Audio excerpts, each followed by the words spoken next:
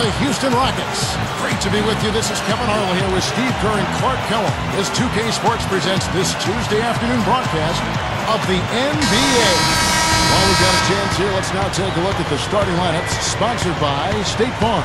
Someone we'll be keeping an eye on certainly today, Jeremy Lin. I think one of Lin's best attributes, Kevin, is his ability to score and finish through contact. You know, he's got deceptive strength to his lower body. He's able to maintain that balance in the paint even after he gets bumped and finish plays. Well, that balance you talk about with the added strength helps him defensively as well because he's underrated at that end. He might not have the size and reach to lock guys up, but he plays a very smart defensive game. And you know, guys, Caron Butler was a solid addition to the Clippers last year. He signed a 3-year deal, which was surprising given that he was coming off major knee surgery. But he gave the Clippers the outside shooting small forward that they needed. Well, he can shoot the three. We know that. But I'm not sure that he does. I mean, they weren't anywhere near him on that possession. Harden up top, headed by Green. Shoots from 14. Harden's shot is good. And you mentioned Butler's outside shooting, Steve, important for the Clippers to be able to spread the floor with Paul and Clark and Blake Griffin. Yeah, Butler actually spaces the defense out and keeps them honest. So Paul is their pick and roll operator, and obviously Griffin gets it done in the paint. Here's Paul. James Harden picking up that last basket. Green kicks to Paul. Here's Jordan. Shot clock at 3. And the rebound goes to the Rockets. On the wing, Harden, headed by Green. James Harden again. Well, you look at the Rockets head coach Kevin McHale in just his second full season as an NBA coach. Remember, he spent a couple of years as an interim coach for the Timberwolves when he was a GM. But really did a great job with that Houston club last season. That free throw good from Harden. And you mentioned McHale's tenure with Minnesota. 13 years as the general manager of the Timberwolves. Yet, Steve, unable to really build a consistent winner around the great pick of Kevin Garnett. Well, they had it going for a while, Kevin, when they had Marbury and Garnett. But then Marbury forced his way out with the trade, and Minnesota had a couple of good seasons after that, but then they really went in the tank. And I think it was a difficult time for McHale.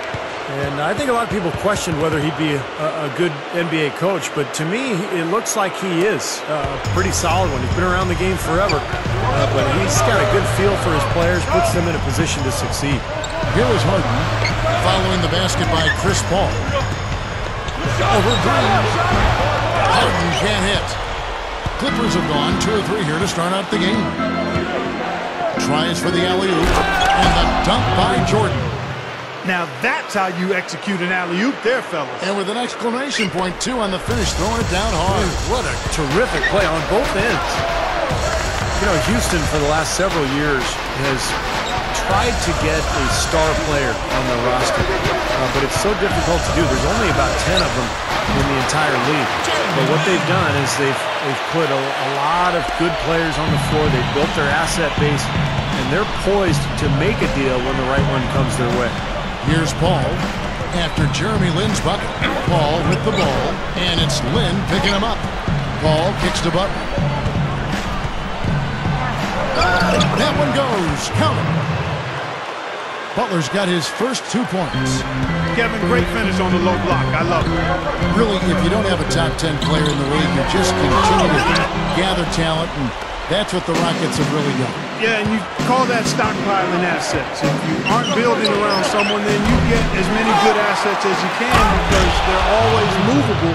And I think Houston has done a nice job with that. They're in a position to add pieces or even trade for additional pieces now. And so it's Houston with it. The Clippers getting the bucket. Harden outside. Harden gets a screen from Patterson.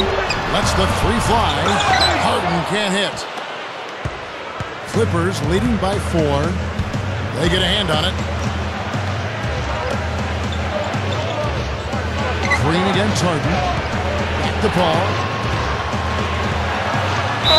And a foul called on the shot. Got him on the way up that time, so he'll shoot 2 right here. And Chris Paul is so motivated to win with this Clipper team.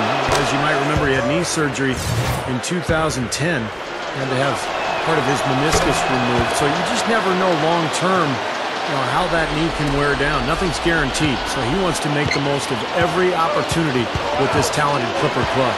Patterson passes to Lynn.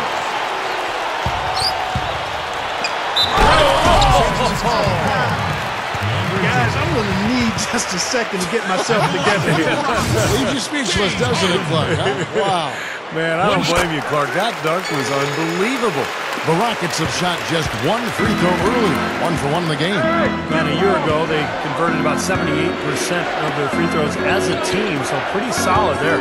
You know, success at the line just became contagious for them. A few guys got on a roll, and it carried over to the rest of the team. And Stevie talked about Chris Paul's motivation to win a championship while he's in his prime. Yeah, and he said even though he's close with LeBron and Carmelo and those guys, he never wants them to win a title because he wants to win it every year. He's a player who's focused on trying to get rings for himself, not his friend. Now here's Lynn. And out of bounds as the Clippers gain possession. Just got a little careless on that pass. They should be able to connect on those.